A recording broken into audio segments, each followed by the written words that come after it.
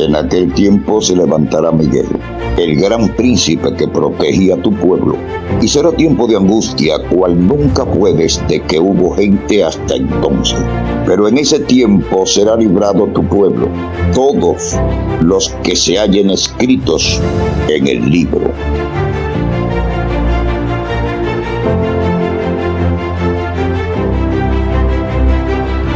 Bienvenidos a el estudio del día de hoy.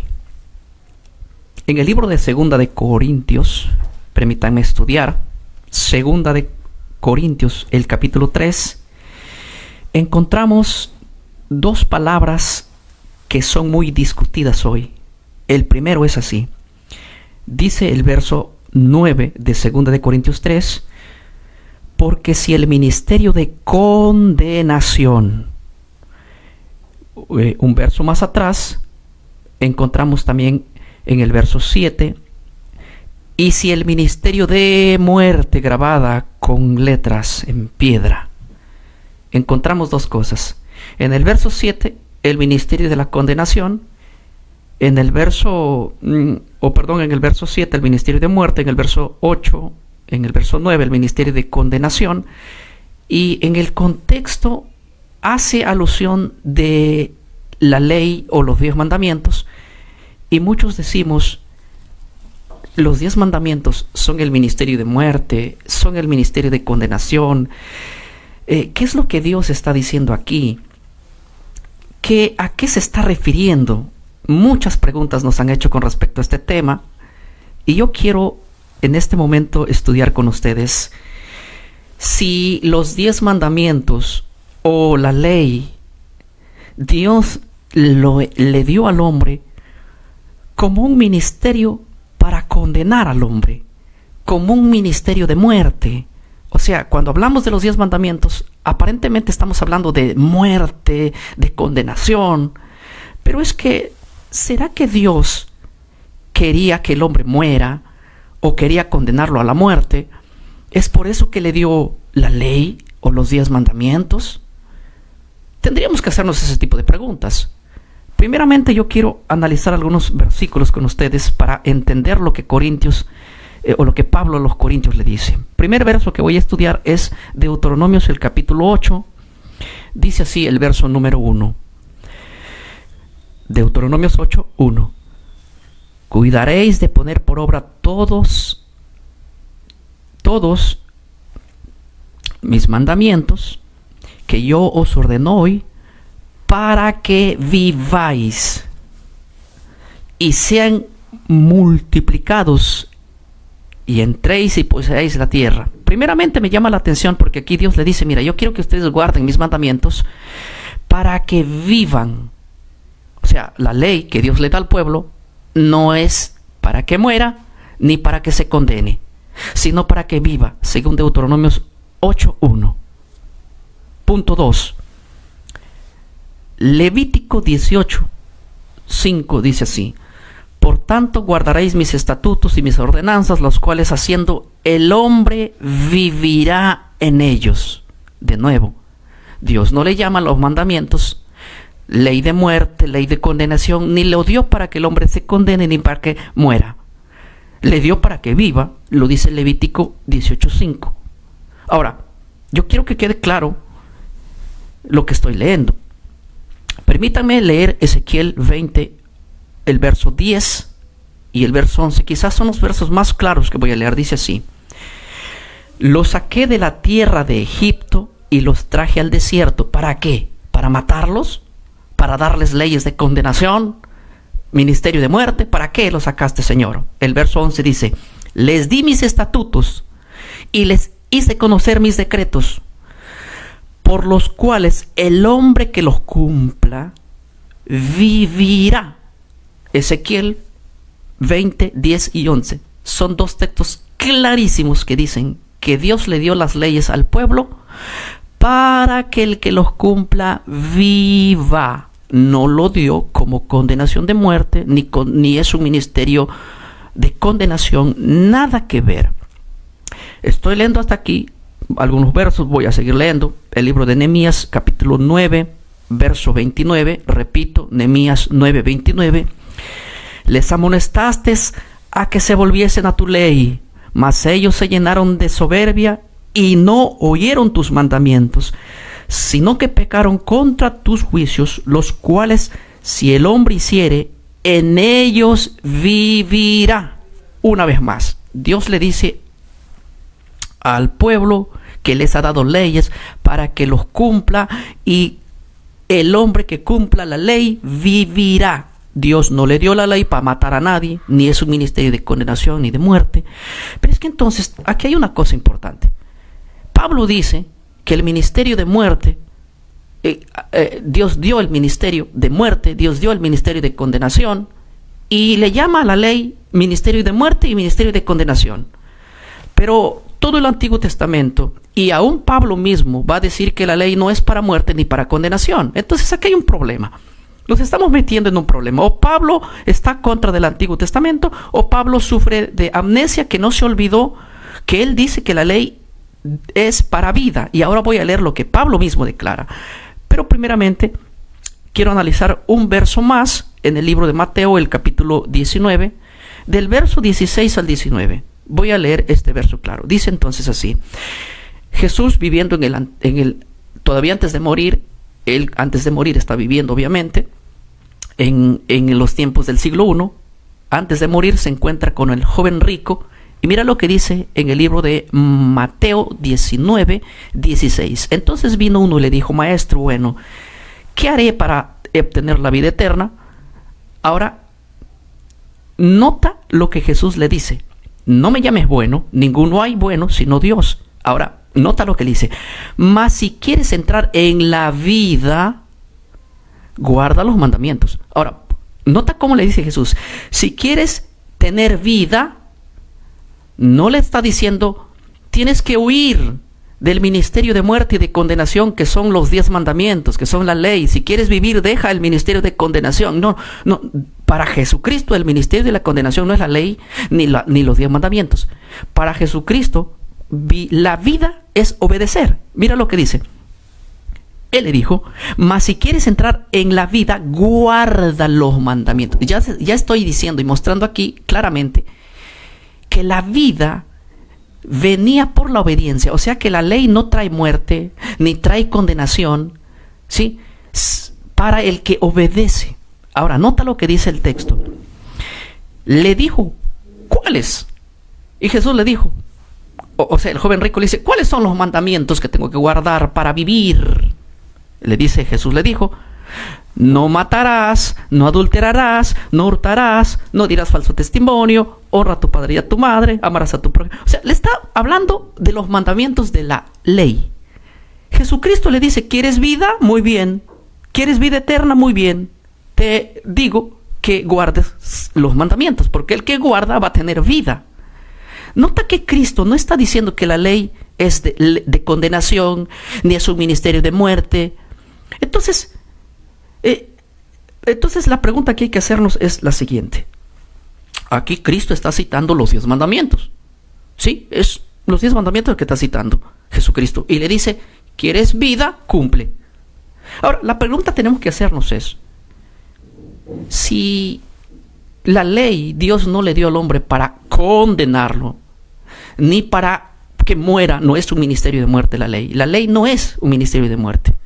Es más, el propio Pablo va a confesar con sus palabras lo siguiente en el libro de Romanos 7, 10, 11 y 12.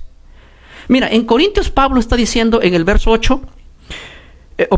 9 del capítulo 3 de 2 de Corintios, dice: porque el ministerio de condenación, y uno dice, el ministerio de condenación es la ley y los 10 mandamientos, pero Jesucristo no dijo eso. Ahora, Pablo va a decir en el verso 7 del mismo texto de 2 de Corintios 3, y el ministerio de muerte grabado con letras en piedra. Y uno dice: pero Pablo, ¿por qué le llama ministerio de muerte? Si ya leí muchos versos que dicen que la ley no es para muerte ni para condenación, pero ¿por qué Pablo le va a llamar ministerio de muerte?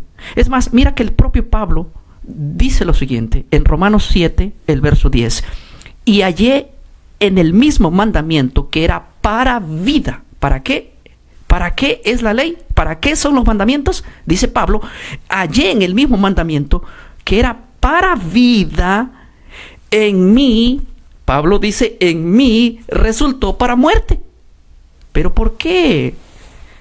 ¿Saben por qué? Porque Jesucristo, cuando le dijo al hombre, cuando le dio la ley a su pueblo, Jesucristo les dijo: he puesto delante de vosotros la vida y la muerte. Yo te digo que escojas la vida, y la vida consiste en la obediencia, y la muerte consiste en la desobediencia. En el libro de Deuteronomio 28 está allí la maldición y la bendición. La maldición para el que desobedece la ley y al final termina condenado. Y la bendición para el que obedece la ley y al final termina, pues, bendecido y en vida eterna. Ahora, es interesante notar lo que Pablo dice: y hallé que el mandamiento que era para vida, Romanos 7:10, a mí me resultó para muerte. ¿Por qué? ¿Saben por qué? Porque el pecado, tomando ocasión por el mandamiento, me engañó y por él me mató. ¿Qué es lo que está diciendo Pablo aquí? ¿Será que Pablo está diciendo que la ley condena y la ley mata? Sí, la ley que fue dado para vida condena. ¿Saben a quién condena? Al desobediente, al transgresor. La ley no fue dado para condenar, sino para dar vida. Pero la naturaleza pecaminosa del hombre siempre va a ir en contra de la ley, ¿sí? Y eso es lo que Pablo dice.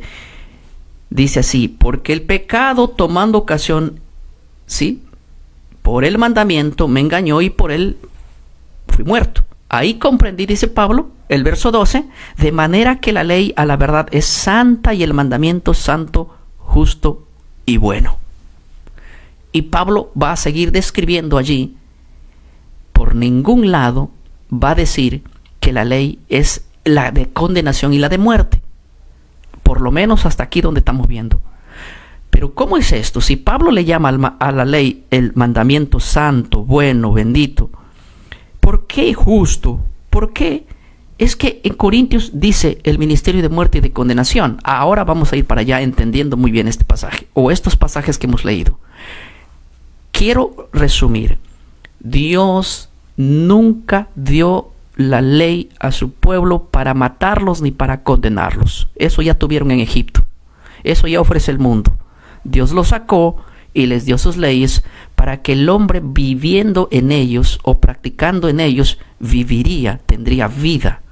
Pero hay una cosa que yo quiero que ustedes comprendan, que el problema es que el hombre, cuando quiere obedecer la ley por el mérito propio, por su propia capacidad, por su propia fuerza, no va a poder, porque vivimos en una naturaleza pecaminosa, que lo que el hombre va a brotar de su interior es contrario a la ley establecida por Dios, y va a encontrar, se va a ver en ello que el ministerio de vida, el ministerio de salvación, se ha convertido en un ministerio de muerte y de condenación.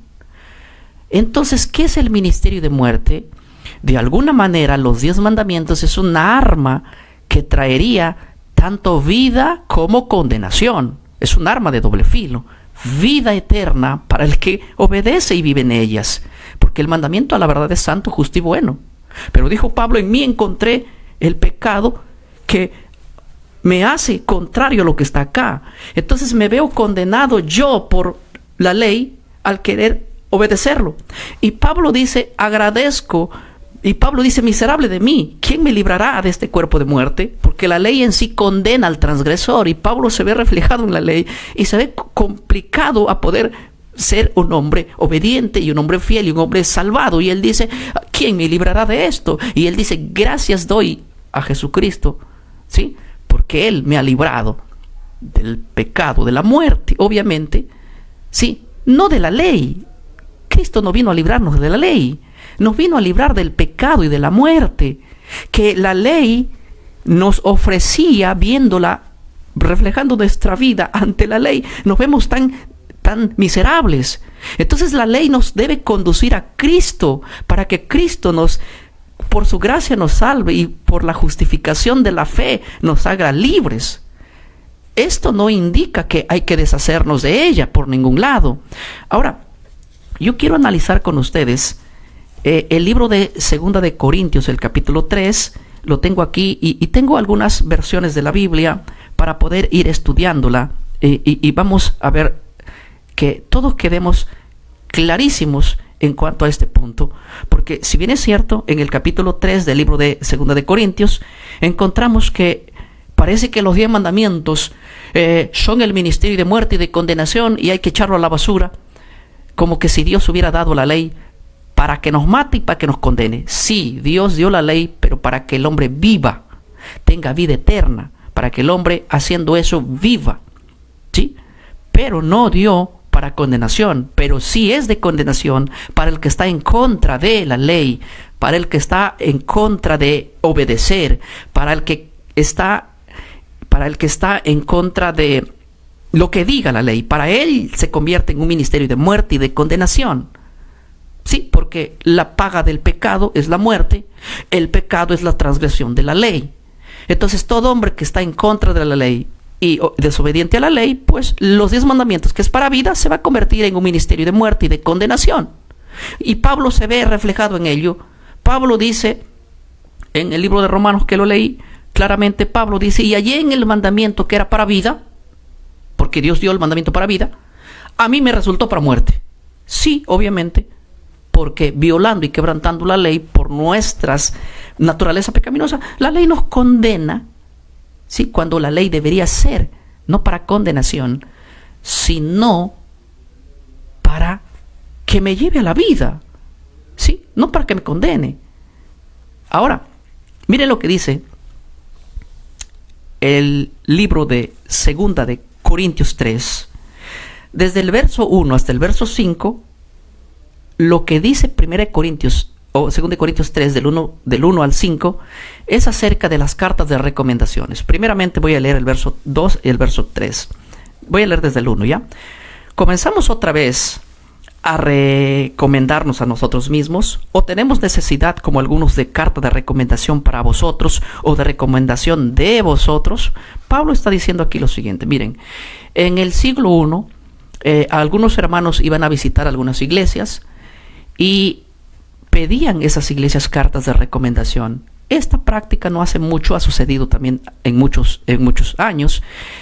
Yo recuerdo que en los primeros años de mi ministerio siempre nos decían, cuando vayan a visitar alguna iglesia, no los van a conocer allí, pues pidan la carta de recomendación para que ustedes puedan llegar y decir, miren, aquí está mi carta de recomendación, yo soy el predicador fulano de tal, el sutano, vengo recomendado por tal iglesia. Pablo dice a los corintios, nosotros, ¿acaso necesitamos alguna carta de recomendación escrita por ustedes o escrita por nosotros? No necesitamos ninguna carta de recomendación. Dice, ¿por qué? Porque el verso 2 dice, nuestra carta sois vosotros, escritas en nuestros corazones, conocidas y leídas por todos. Pablo dice, el testimonio que yo tengo y lo que ustedes han aprendido de mí es suficiente como para mostrar a la gente y al mundo y a la iglesia que no necesitan ninguna carta de recomendación, porque hay una mejor carta de recomendación, y esa es la carta que escribió el Espíritu Santo en el corazón de ustedes. ¿Y qué puede escribir el Espíritu Santo en el corazón de un miembro? Puede escribir lo que tú eres en realidad. El Espíritu Santo va a escribir el fruto dentro de tu vida. Vas a ser un cristiano con amor, gozo, paz, paciencia. Entonces, viendo esas virtudes en la vida de Pablo dice, no necesito de ninguna carta de recomendación, porque dentro de mí el Espíritu Santo ha escrito una carta, y esa es la que testifica. Eso es lo que yo les enseñé a ustedes, y eso es lo que ustedes también testifican. No necesitan cartas de recomendación. En el verso siguiente, dice el verso 3, dice, siendo manifiesto que sois cartas de Cristo, expedida por nosotros, escrita no con tinta, sino con el Espíritu del Dios vivo, no en tablas de piedra, sino en las tablas de carne del corazón. Mira, nota lo que Pablo está diciendo. Pablo le dice, el Espíritu Santo ha escrito en ustedes un testimonio tan fuerte Y el mismo Espíritu escribió en la vida de Pablo un testimonio tan fuerte que no necesitaban carta de recomendación, y que el Espíritu Santo escribió en ellos una experiencia tan buena, una vida tan reflejada al amor y a todo lo que puede reflejar el cristiano convertido. Pablo dice, no necesitamos cartas de recomendación, porque allá otros que escriban sus cartas de recomendación, porque el Espíritu Santo no escribió en ellos, pero en nosotros no necesitamos carta de recomendación, ni en ustedes también. Y nota lo que dice, que el Espíritu Santo no escribió en la vida de la iglesia ni de Pablo con una pluma. O sea, a ver, no escribió, dice el verso 3, ¿sí? Siendo manifiesto que sois cartas escritas siendo manifiesto que sois cartas de Cristo expedidas por nosotros, escritas no con tinta. Hay que entender que estamos en el siglo I, que se escribía con tinta. No había esto todavía, pero con tinta. Así se escribían las cartas. Pablo dice, el Espíritu Santo no ha escrito ese tipo de carta que se ve, o en el sentido plasmado en un papel. ¿Qué más? Sino con el Espíritu de él, obviamente. No en tabla de piedra. Aquí mucha gente dice, mira, aquí está hablando de los 10 mandamientos. No, aquí no está hablando de los 10 mandamientos. Aquí está hablando de que en la antigüedad se escribían cartas, también escrituras, no solamente en pergaminos, en papiros, sino también en piedra, en arcillas. Y si ustedes van a la arqueología, van a ver que los arqueólogos mucho han encontrado piedras escritas, inclusive cartas reflejadas en distintas épocas, escrituras escritas grabadas en piedra. ¿Sí? Pablo aquí no está hablando de 10 mandamientos ni de ley. No, Pablo está hablando de cartas de recomendación que el Espíritu Santo escribió en ellos, y que ellos no necesitan ninguna carta expedida o escrita en piedra, o escrita en papel, o en lo que sea, como para que esa carta hable por ellos. No, Pablo dice, no, el Espíritu Santo no ha escrito en nosotros ese tipo de carta, ha escrito un testimonio, punto. No necesitamos de cartas de recomendación escrita ni en piedra, ni en papiro, ni en papel, ni con tinta, nada que ver. Así que hasta aquí nada está hablando de los 10 mandamientos. Pero Pablo va a enfocar que tan poderoso es el Espíritu Santo que ha tallado en el testimonio de ellos, ¿sí?, una vida reflejada de frutos dignos de arrepentimiento, que va a mencionar el antiguo pacto con el nuevo pacto. Y aquí viene el conflicto, y quiero que entiendan, porque Pablo no está aquí en contra de los 10 mandamientos, ni le llama tampoco a los 10 mandamientos algo que tiene que ser botado a la basura. Vamos a leer el verso 6. Sí, porque si sigo leyendo es lo mismo hasta el verso 5. Pero a partir del verso 6, Pablo empieza a decir algo. El cual asimismo nos hizo ministros competentes de un nuevo pacto. Aquí entramos al pacto nuevo que Dios ha hecho con su pueblo, o sea, con el pueblo de Israel. Porque el pacto nuevo no ha hecho con los gentiles. Tanto el primer pacto como el segundo pacto se hizo con la casa de Israel. Se acabó allí.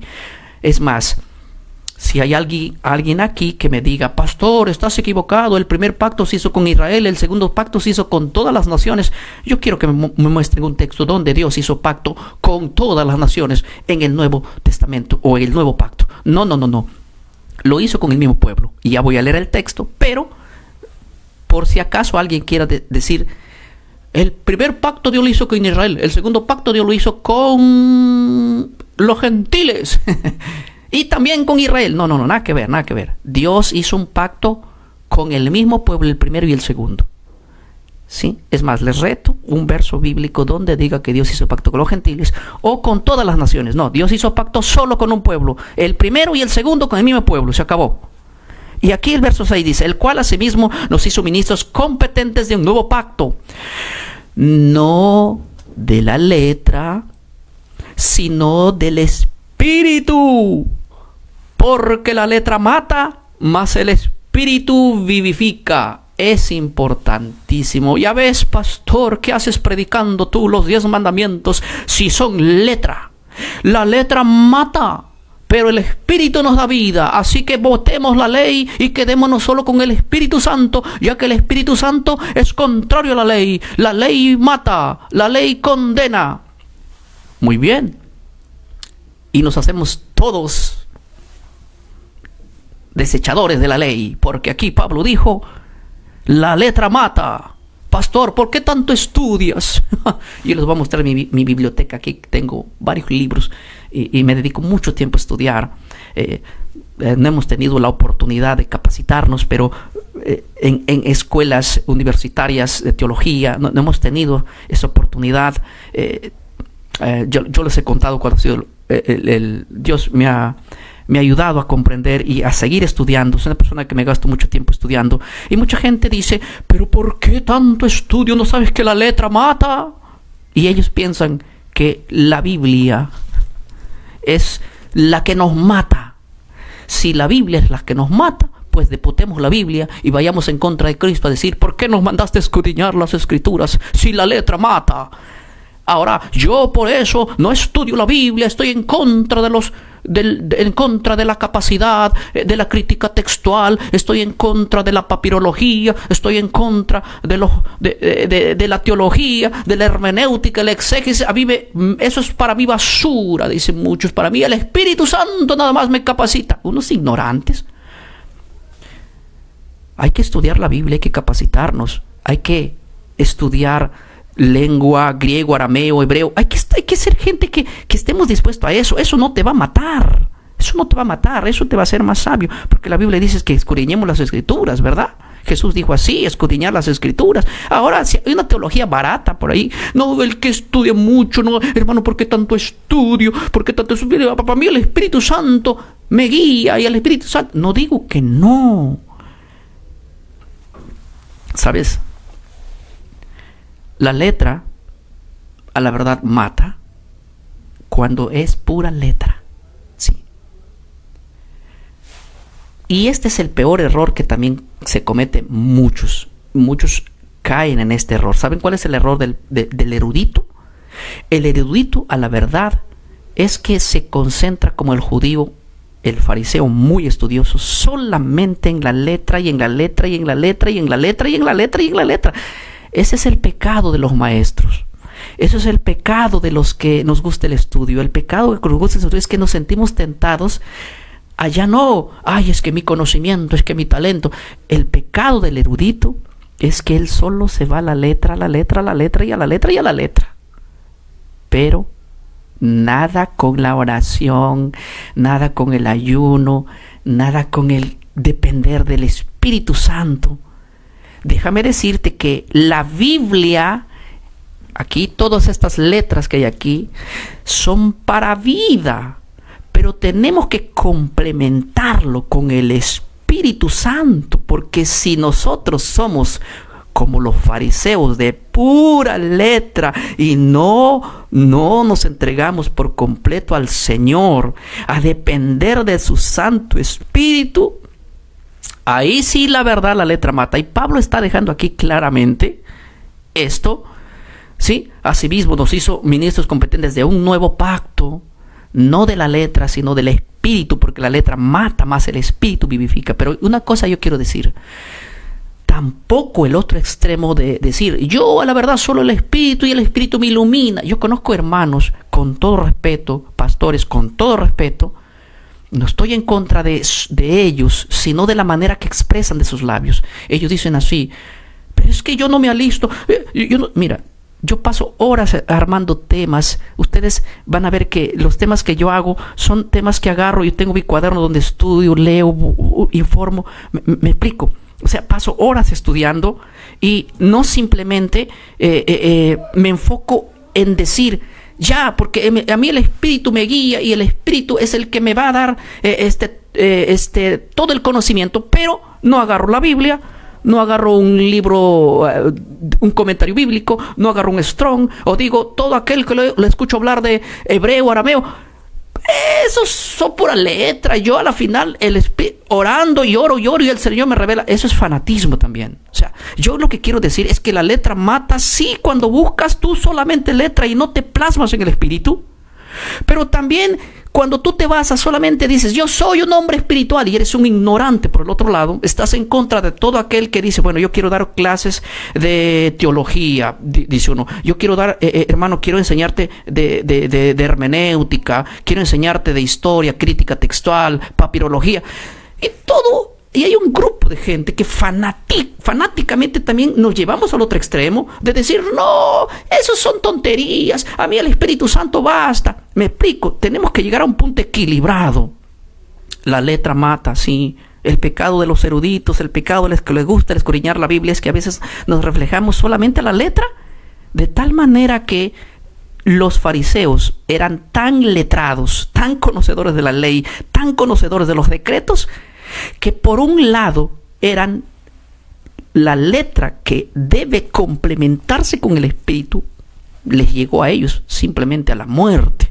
No comprendieron nada porque agarraron la letra como arriba, pero ¿y qué pasó con el espíritu? Que debe dar vida, que debe dar sentido a todo esto. Para nada. Entonces el problema de aquí es que cuando nosotros nos enfocamos en estos dos puntos, en el punto de la letra y en el punto del espíritu, no es que la letra y el espíritu están contrarios, no es que donde está el espíritu la letra tiene que ir, y donde está la letra el espíritu no tiene que venir, no, estas dos cosas se complementan en realidad. Ahora, yo quiero leer el verso 7, dice así, hablando del nuevo pacto, dice así, y si el ministerio de muerte, grabado con letra en piedra, fue con gloria. Vamos a parar aquí. Pablo le está llamando aquí el ministerio de muerte a la ley. Pero ya leí 7 versículos que dicen que la ley no trae muerte, sino vida. Ahora, ya leí que el mismo apóstol Pablo dice el mandamiento que es para vida.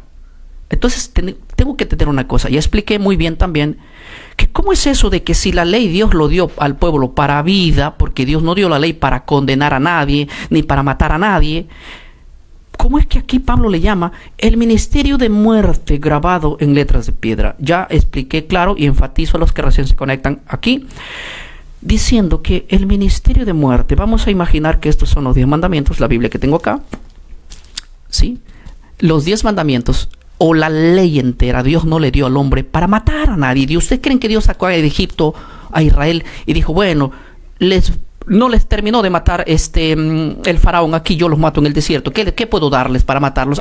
Le voy a dar la ley, que es la ley de muerte y de condenación. De hecho, en todos los textos que he leído, dice la Biblia que Dios le dio la ley a Israel para vida. ¿Para qué? Para vida. Muy bien. Entonces, ¿por qué el ministerio que es para vida se volvió un ministerio de muerte? Simple y sencillamente por la desobediencia al ministerio de vida se tiene que convertir en muerte. O sea, el arma que es para vida se convirtió en un arma de doble filo que es para muerte. ¿Pero cómo? Porque sencillamente la transgresión a la ley es el pecado de condenación. No la obediencia, sino la desobediencia a la ley. Entonces, ¿quién tiene la culpa? ¿La ley? ¿Quién tiene la culpa? ¿Dios?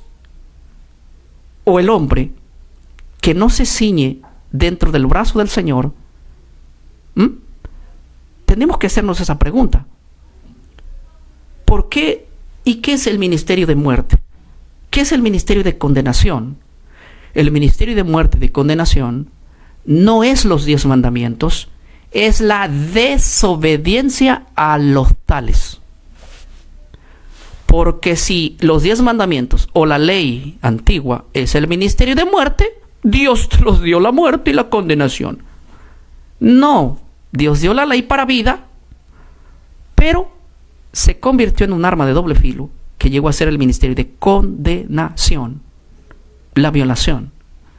Entonces Pablo lo que está enfocándose, si el ministerio de muerte grabado con letra en piedra fue con gloria, tanto que los hijos de Israel no pudieron fijar la vista en el rostro de Moisés a causa de la gloria de su rostro, la cual había de perecer. Eso es interesante, pero tenemos que notar aquí algo importante. Aquí está haciendo alusión al libro de Éxodo capítulo 34, cuando Moisés subió por segunda vez a recibir la ley. Ahora, nosotros tenemos que ver una cosa muy interesante. El verso 7 dice, tanto que los hijos de Israel, y si el ministerio de muerte fue grabada en piedra, hablando de los 10 mandamientos, fue con gloria, muy bien, tanto que los hijos de Israel no pudieron fijar la vista en el rostro de Moisés a causa de la gloria de su rostro, la cual había de desaparecer. Primeramente tenemos que entender dos cosas, gloria y lo que había de perecer. Entendemos nosotros que cuando Dios viene a dar la ley, siempre vino y descendió con una tremenda gloria. ¿Sí? Esa gloria que vino para firmar el primer pacto, ese primer pacto que Dios dio al pueblo de Israel allí, fue con gloria, porque no vino sin gloria, fue con tremenda gloria. Pero el verso dice, la cual había de perecer, y uno se tiene que decir, ¿tenía que perecer qué? ¿La ley? ¿O Pablo se está refiriendo al pacto que hicieron allí, el que había de perecer? Y sí, el primer pacto pereció, no estamos bajo ese primer pacto. También pereció lo que el rostro de Moisés reflejaba. Es más, miren lo que dice el verso. Yo tengo aquí una Biblia que me gustaría usarla. No promociono Biblias ni vendo Biblias, pero estoy aquí con la Biblia multiversiones. Esta sola Biblia tiene varias versiones al mismo tiempo. Y quiero analizar con ustedes, el verso, porque aquí en la Reina Valera 1960 dice el verso aquí, a causa de la gloria de su rostro, la cual había de desaparecer. Y uno dice, mira, ahí está desapareciendo los 10 mandamientos, y vamos a leer otras versiones. Aquí tengo la Reina Valera 1960, la Reina Valera contemporánea, la traducción lengua actual, la Dios habla hoy, en una misma Biblia. Voy a usar esta Biblia y voy a leer una traducción sencilla, la traducción lengua actual, la Dios habla hoy, pero no quiero leer muchas Biblias. Ustedes háganlo en casa, pero yo quiero leer aquí. Dice el verso 7, Dios escribió la ley en tablas de piedra, no lo dudamos, y se le entregó a Moisés. Muy bien, aquí afirma que Dios lo escribió, obviamente, y en esa segunda vez, porque aquí dice, aquel monte fue tan grandioso, o sea, glorioso, que la cara de Moisés resplandecía. Nótense, ya dije que cuando Dios le dio por segunda vez las tablas a Moisés, Dios las escribió, se las dio. Aquí dice el texto, Dios escribió la ley en tablas de piedra y se le entregó a Moisés. Aquel monte fue tan glorioso, o sea, con gloria vino, que la cara de Moisés resplandecía, y el resplandor era tan fuerte que los israelitas no podían mirar. Esto está haciendo alusión a Éxodo 34, la cara de Moisés. Sin embargo, ese brillo pronto iba a desaparecer. Cuando estamos hablando del brillo, del que iba a desaparecer en el verso 7 allí, es el brillo de la gloria que reflejaba en Moisés. Si ustedes van a ver a Moisés, Moisés bajaba con un velo tapado porque le gustaba esa gloria, no quería que desaparezca, pero esa gloria que vino, esa cara de Moisés alumbrando, iba a desaparecer. Y cuando nosotros leemos en la Reina Valera aquí y decimos, y si el ministerio de muerte, ya dije por qué se le llama el ministerio de muerte, que fue escrita en piedra los 10 mandamientos, tanto que los hijos de Israel no podían fijar la vista en el rostro de Moisés a causa de la gloria de su rostro, la cual había de perecer. Uno dice, ay, acá, caramba, se acabaron la ley de Dios pereció. No está hablando ahí de que iba a desaparecer el decálogo.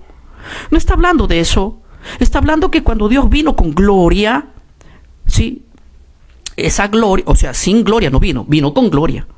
Pero esa gloria que reflejó tanto en Moisés, que Moisés se quedó brillando por la gloria de Dios, esa gloria iba a desaparecer. Y acabé de leer, y ustedes pueden leer otras versiones también. A mí me gusta usar muchas versiones, ¿sí? Entonces lo que va a desaparecer del verso 7 no es la ley, es que la ley desapareció porque la ley es contraria al Espíritu y el Espíritu contraria a la ley. Nada que ver. Dice así, ¿cómo no será más bien con gloria el ministerio del Espíritu? Wow, yo creo en el ministerio del Espíritu. Yo no rechazo el ministerio del Espíritu. Y creo que cuando el Espíritu Santo fue dada a la iglesia, vino con una gloria tremenda en el día de Pentecostés. Y vino para quedarse, porque es la promesa. Porque para vosotros y para vuestros hijos fue, hermano, esa gloria fue mayor a la gloria que cuando Cristo vino a promulgar la ley. Fue mayor. Y cuánto más. Ahora noten lo que dice el verso 9. Aquí le va a llamar de nuevo. Porque si el ministerio de condenación fue con gloria, ¿qué más? Mucho más abundará en gloria el ministerio de la justificación. De hecho, nosotros nunca hemos predicado que la gloria del primer pacto es mayor a la del segundo. No, nada que ver. Y también creo que mayor fue la gloria del Espíritu cuando vino en Pentecostés que la gloria cuando Dios se apareció en Éxodo 34 a Moisés. Pero la gloria que vino en Éxodo 34 es una gloria del primer pacto que desapareció. Y el brillo que vino en esa gloria sobre Moisés desapareció. Lo que desapareció es la gloria cuando Cristo vino del primer pacto. Y el brillo en los ojos de Moisés, en la cara de Moisés, pero no la ley. ¿Por qué no puede desaparecer la ley? Porque simplemente Jeremías 34 o Jeremías 31, mira, voy a leer un verso en el capítulo 31 de Jeremías. Dice así, hablando del nuevo pacto, que le conocemos como el nuevo pacto que comenzó con la gloria del Espíritu Santo. Porque yo creo que mayor fue la gloria del Pentecostés que la gloria del monte, del antiguo pacto. Miren lo que dice Jeremías 31. Dice así: he aquí vienen días, dice Jehová, en los cuales haré un nuevo pacto con la casa de Israel y con la casa de Judá. Muy bien. ¿Qué nuevo pacto quiere hacer Dios? De repente quiere hacer un nuevo pacto sin ley. Un nuevo pacto que no tenga mandamientos. No, mira lo que dice el verso. No como el pacto que hice con vuestros padres en el día que los tomé de la casa, tomé de la mano de sacarlos de la tierra de Egipto. Porque ellos invalidaron mi pacto, aunque yo fui un marido para ellos, dice Jehová. Ese primer pacto que vino con gloria y que desapareció la gloria del primer pacto, porque se acabó el primer pacto. Y se acabó la gloria de Moisés en su rostro quedó. Y ahora voy a leer en la Reina Valera un texto más claro para ver cómo es que le confunde a muchos. Pero mira lo que dice el nuevo pacto que vino con gloria, el nuevo pacto que es con la gloria del Espíritu Santo. Miren lo que dice: pero este es el pacto que haré con la casa de Israel después de aquellos días, dice Jehová. Daré mis leyes en su mente, las escribiré en sus corazones, y ellos serán para mí, y yo seré para ellos su Dios, y ellos serán por pueblo. O sea, a ver un momento.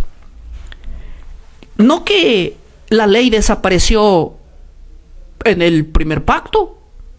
Es que la ley desapareció en el primer pacto. El segundo pacto no tiene ley. La gloria que iba a desaparecer, ahora la gloria del Espíritu es mayor. No estamos hablando de eso. Tanto el primer pacto como el segundo pacto tienen leyes, y aquí lo dice. Aquí nadie va a decir aquí que está hablando del primer pacto. Aquí está hablando Jeremías del segundo pacto, cuando dice: pero este es el pacto que haré con la casa de Israel. Jeremías está profetizando para el nuevo pacto que Cristo iba a hacer. El pacto del Espíritu, el pacto que vino con la gloria del Espíritu Santo en Pentecostés. Dice así: daré mis leyes en su mente, las escribiré en su corazón, y ellos serán por pueblo, y yo seré por Dios para ellos. Justamente esto encaja con lo que acabamos de leer del apóstol Pablo, que dice y que él está experimentando esa gloria, ¿sí?, del Espíritu. Por eso dice, el Espíritu que escribió, escrito por Dios, por el Espíritu del Dios vivo, no en tablas de piedra, sino en las tablas del corazón. Es el mismo que aparecen en el libro de 2 de Corintios 3:3, siendo manifiesto que sois cartas expedidas por nosotros, escritas no con tinta, sino con el Espíritu de Dios vivo, no en tablas de piedra, sino en las tablas del corazón. Pablo no está quitando aquí esto, está diciendo que el Espíritu Santo tiene proyectado en la iglesia el testimonio vivo del Espíritu Santo.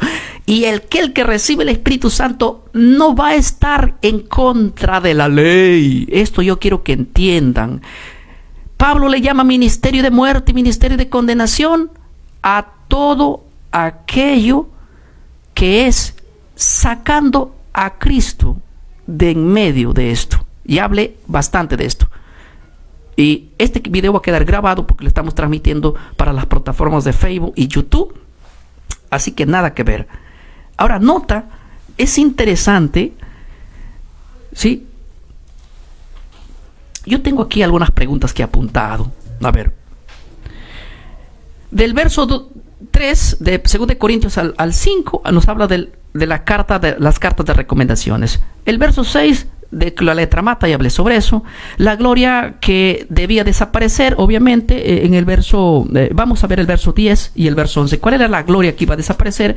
Porque aún lo que fue glorioso no es glorioso en respecto a comparación con la gloria más eminente. Porque si la que perece tuvo gloria, mucho más glorioso será la que permanece. Verso 11. Porque si lo que perece tuvo gloria, mucho más glorioso será lo que permanece. Hay que entender que lo que pereció fue el antiguo pacto. Lo que permanece es el nuevo pacto. ¿Sí? Y la gloria que vino para dar el primer pacto fue glorioso. Aún más glorioso fue el nuevo pacto a través del Espíritu Santo. Ya expliqué en qué creo que el Pentecostés, donde se dio el Espíritu para el nuevo pacto, fue mayor a lo que descendió en el monte para dar los 10 mandamientos. Ya digo, ¿y cuál es el que pereció? El primer pacto, no la ley del primer pacto, porque ya vimos que el segundo pacto tiene la misma ley clavada, pero en el corazón del hombre, ya no en piedra. Ahora, noten lo que dice el verso número 13. Y no como Moisés, que ponía un velo sobre su rostro, para que los hijos de Israel fijaran la vista en el fin de aquello que había de ser abolido. Miren lo que dice esta traducción. Dicen que debía ser abolido. ¿Qué debía ser abolido? Y esta palabra abolido es la que la confunde a mucha gente. Y ahora lo voy a leer en otras versiones más claras. Lo leo de nuevo finito, ¿ya? Y no como Moisés, que ponía un velo sobre su rostro, para que los hijos de Israel no fijaran la vista en el fin de aquello que había de ser abolido. ¿Qué debía de ser abolido? A ver, voy a leer en otra versión, porque dice que algo quedó abolido. Quizás los 10 mandamientos quedaron abolidos. ¡Wow! Me libro de esto, hermano. Me libro de esto y ahora sí puedo vivir sin ley. ¿Qué iba a desaparecer? Me llama atención. A ver, a lo mejor hoy nos enteramos que quedó abolido los 10 mandamientos, porque aquí dice abolido en el verso 13. A ver, dice el verso 13 aquí. Voy a usar la versión lengua actual. Dice: no hacemos como Moisés, que se tapaba la cara con un velo para que los israelitas no vieran que el brillo de su cara se iba apagando. ¿Qué iba a ser abolido? El brillo en la cara de Moisés. Eso es lo que dice la versión aquí. Y acá dice abolido. Simplemente, Moisés, cuando bajado del monte, se tapaba con un velo, porque ese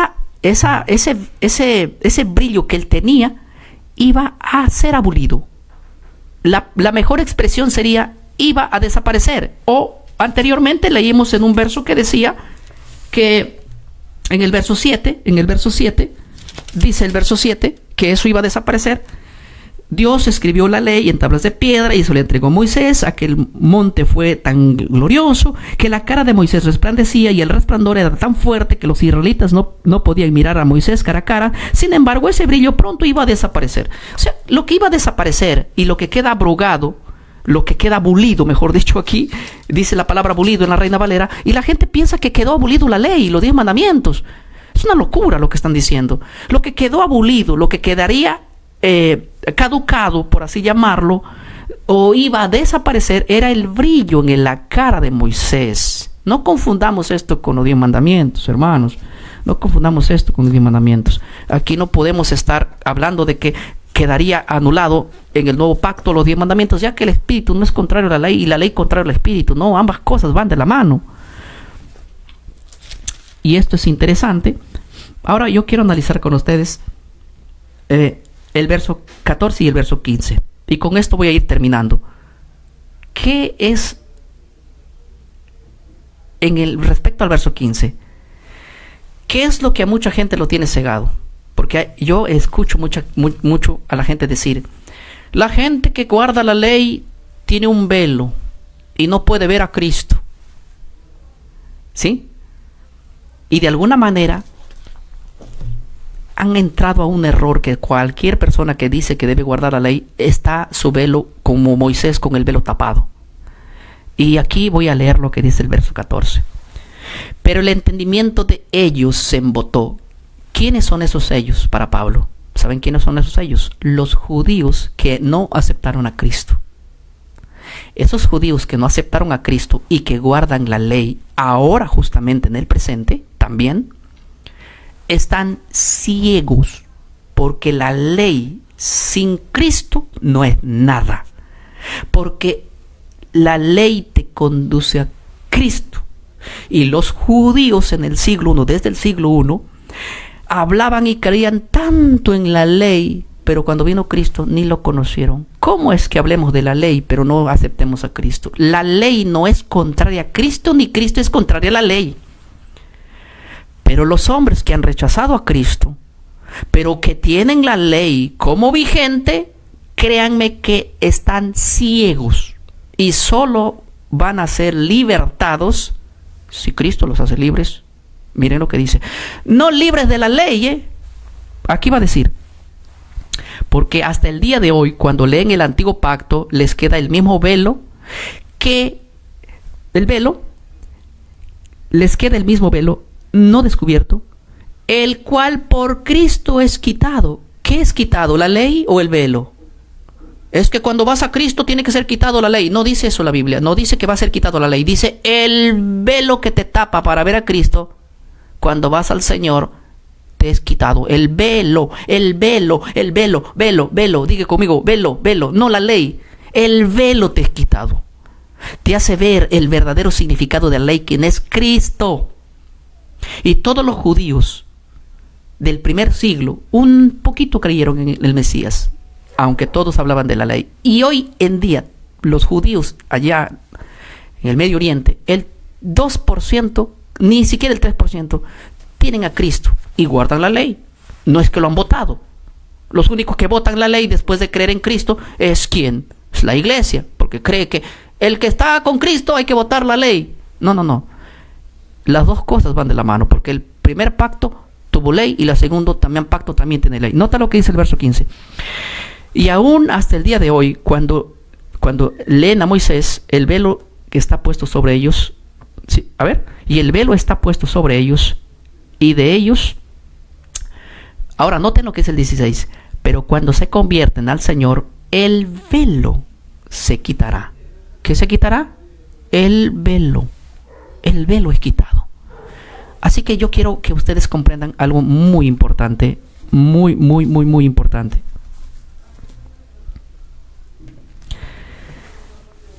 Lo que fue quitado, o lo que debe ser quitado, es la ceguera espiritual que la gente tiene cuando solo cree en la ley y no acepta a Cristo. Aquí no está hablando del cristianismo que aceptó al Mesías. Ellos no necesitan quitarle ningún velo. El velo no es la ley. El velo simplemente es apegarse solamente a la ley sin mirar a Cristo.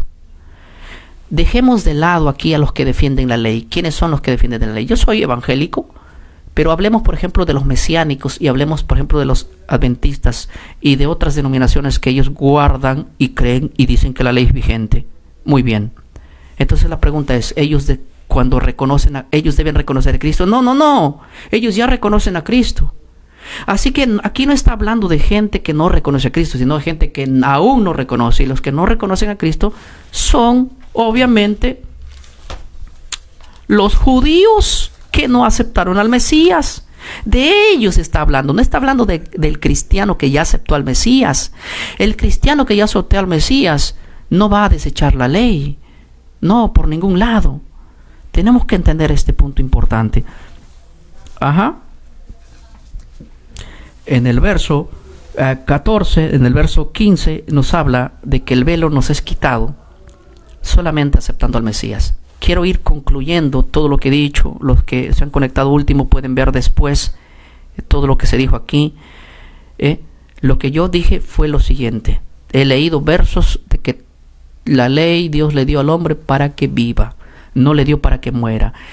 Dice la Biblia que es vida la ley, o sea, Dios no es muerte ni condenación, vida.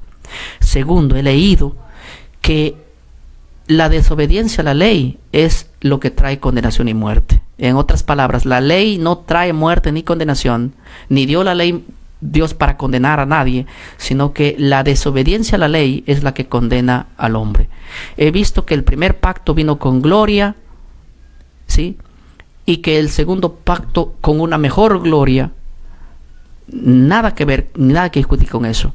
Y lo que quiero afirmar, he hablado mucho también, es acerca de lo que desapareció del primer pacto. No es la ley, porque si fuera la ley, Jeremías no dijese que escribiré en el segundo pacto las leyes en sus corazones. Lo que desapareció del primer pacto fue en sí el pacto y el brillo, la gloria que resplandecía en el rostro de Moisés. El velo es quitado cuando llegas a Cristo, no la ley es quitada. Y el velo es leer la ley sin enfocarme en Cristo. Así que yo, por ejemplo, soy alguien que creo en Cristo, no tengo el velo puesto, creo en Cristo, pero no rechazo a su ley, porque el nuevo pacto tiene leyes. Jeremías 31 al 32. Viene días, dijo Jehová, que yo haré un nuevo pacto con la casa de Israel y con la casa de Judá. No como el pacto antiguo, ¿sí? Porque el pacto que haré con ellos en aquellos días, dice, y pondré mis leyes en su mente y las escribiré en sus corazones. No ha sido quitado la ley, ha sido quitado el velo. Esa ceguera que cualquier persona puede tener hoy en día en Israel o en donde sea, es no mirar a Cristo como el Mesías. Por lo tanto, lleguemos a Cristo, rompamos ese velo que no nos deja ver a Él como el Mesías. La ley y el Espíritu no son el agua y el aceite. Ambas cosas van de la mano desde el Antiguo Testamento. Por eso el profeta Ezequiel decía: y os daré un corazón nuevo y pondré un espíritu nuevo dentro de vosotros para quitar la ley. ¿Así dice? No. Dice así: para que andéis en mis estatutos y guardéis mis preceptos y los pongáis por obra. O sea, en otras palabras, aún Ezequiel estaba profetizando para el futuro, que cuando Dios ponga un nuevo hombre dentro de nosotros, un nuevo nacimiento, ¿sí? Ustedes pueden ver claramente ese texto. Yo estoy en vivo aquí, no he seleccionado el verso, pero me gustaría darles el texto para que Dios profetizaba corazón de carne. Si alguien tiene el texto puede escribírmelo en los comentarios rapidito, yo lo leo. Miren lo que dice Ezequiel 11:19. Y les daré un corazón y un espíritu nuevo pondré dentro de vosotros, dentro de ellos. Y quitaré el corazón de piedra de en medio de carne y les daré un corazón de carne. ¿Saben cómo le llama el Nuevo Testamento a esto? De aquí está dando de alguna manera una profecía. Esto en el Nuevo Testamento se llama el nuevo hombre, nacer de nuevo, nacer en el Espíritu.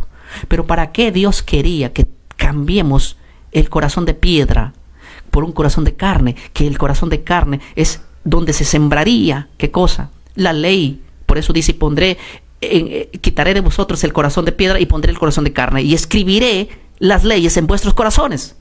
Justamente para cumplir. Por eso dice el verso 20: para que anden en mis ordenanzas y guarden mis decretos y los cumplan y me sean por pueblo y yo sea a ellos por Dios. Nota que el corazón de carne o el nuevo hombre o el nuevo nacimiento, Dios lo dio no para desobedecer la ley, sino para guardarla, para obedecerla, para cumplirla.